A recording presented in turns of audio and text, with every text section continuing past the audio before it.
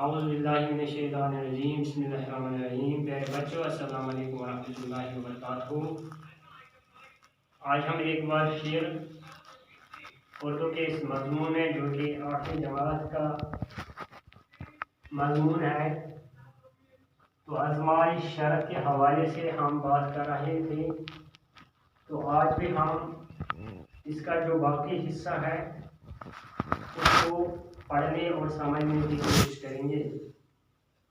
जैसा कि आपको मालूम है, ये एक कहानी है, एक वाक़ा है जो बूढ़े आदमी ने अपने एक अकलौते बेटे को मरते वक्त नसीहत की थी कि आप किसी को आजमाए बगैर अपना दोस्त न बनाना। तो उन्हीं बातों पर अमल करते हुए उस अकलौते बेटे ने सबसे पहले अपनी बीवी को आजमाने की कोशिश की थी। तो जब हम परसों यहाँ पर पहुँचे थे कि उस शख्स ने उस शरीफाई को एक थैले में लाकर रात की अंधेरी में जब वो अपने घर पहुँचा था, तो उसने अपनी बीवी को इशारतन कहा था कि आप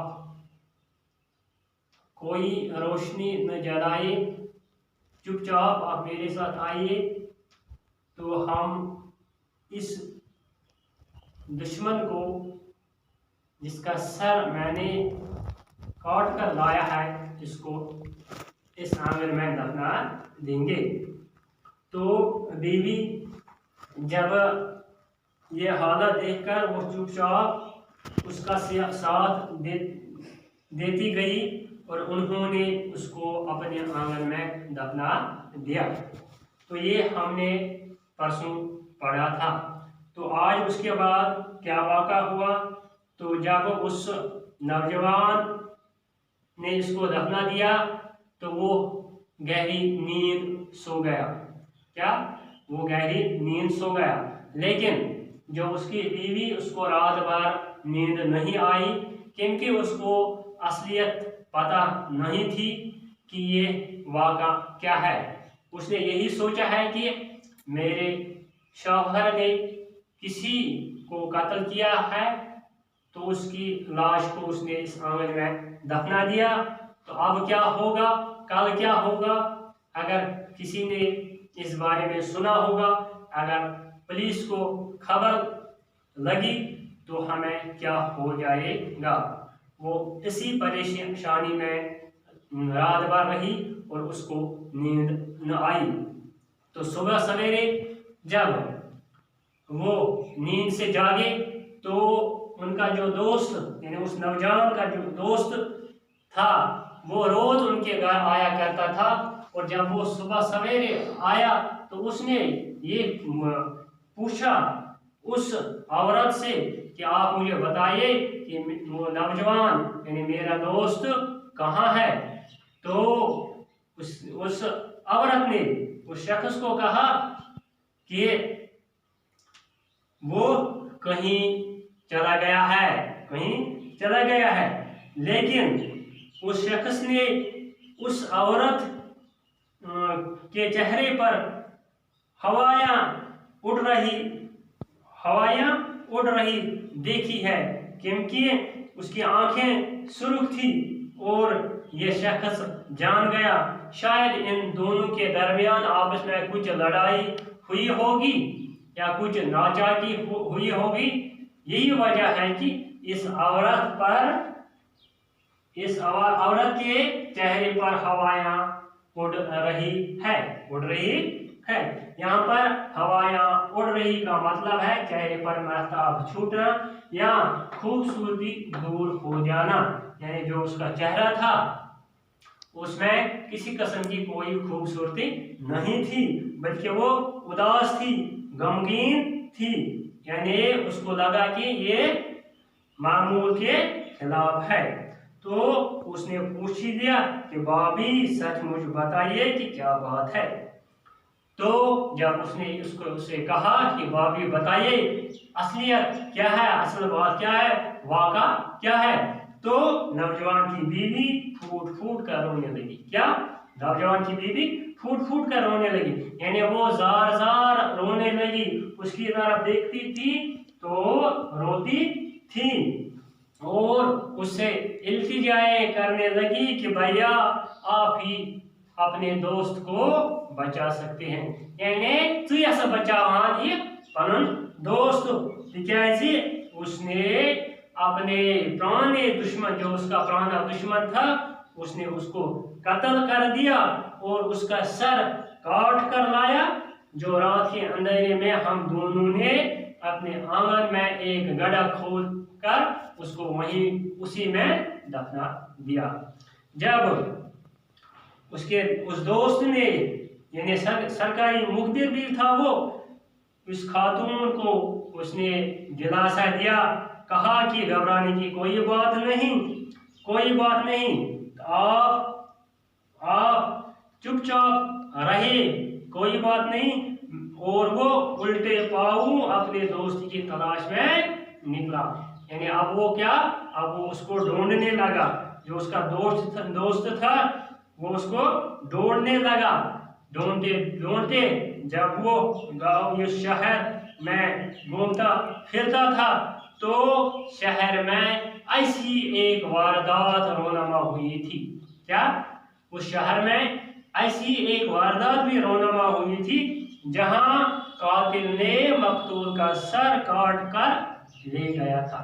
یعنی جو کسی قاتل نے کسی مقتول کو قتل کیا تھا، یعنی کسی شخص نے کسی شخص کو قتل کیا تھا اور اس کا سر بھی اس نے کاٹ کر لیا تھا مقتول کے. جو مقتول یعنی یہاں پر قاتل کہتے ہیں قتل کرنے والے کو، قاتل کہتے ہیں، قتل کرنے والے کو قاتل کہتے ہیں. مقتول جو قتل کیا گیا ہو، یعنی جو قتل کیا گیا ہو، یعنی اس قاتل نے اس مقتول کا سر کاٹ کر لایا تھا. تو جو یہ مقتول کے وارث، یعنی جو مقتول کے وارث، یہ کھاتے پیتے لوگ تھے. یہ کھاتے پیتے لوگ ہوتے ہیں امیر لوگ، اثر و رسوخ والے لوگ، یعنی ان کی پہنچ تھی بڑے بڑے افسران تک، حکمرانوں تک. تو وہ کھاتے پیتے لوگ تھے. انہوں نے قاتل کا سراغ لگانے کے لیے انعام بھی رکھا تھا. کیا؟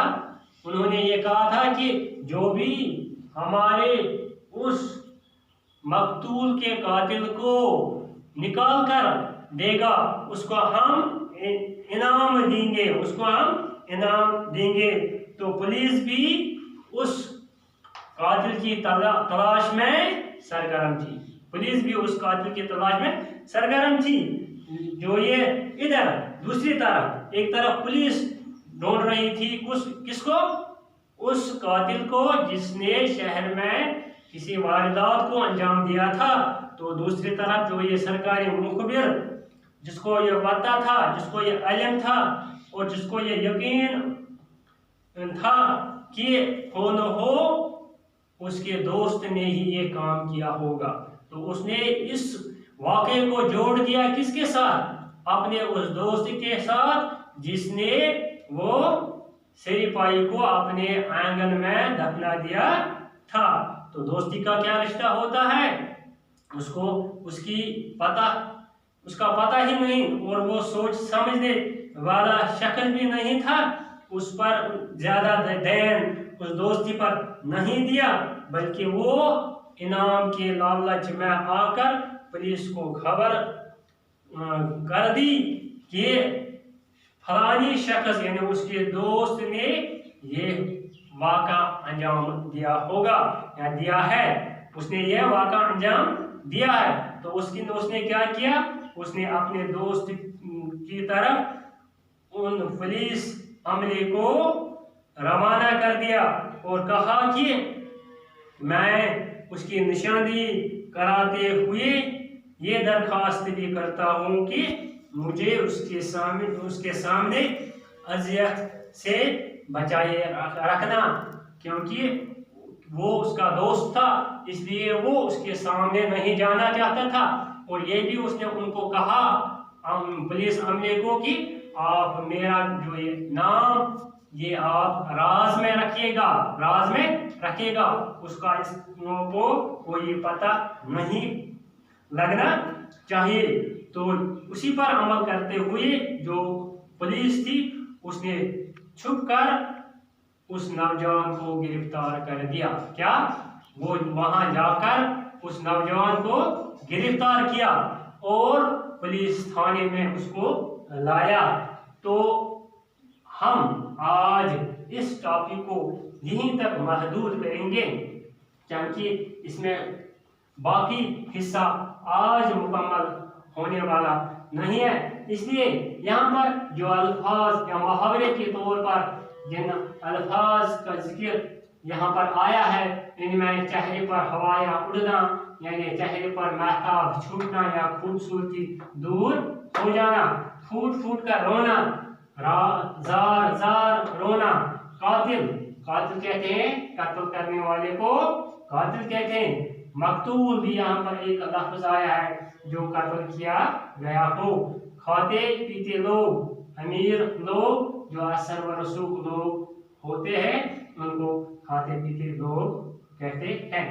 इंशाल्लाह कल हम इसको मुकम्मल करेंगे। तो तब तक आप मुझे दीजिए इजाज़त।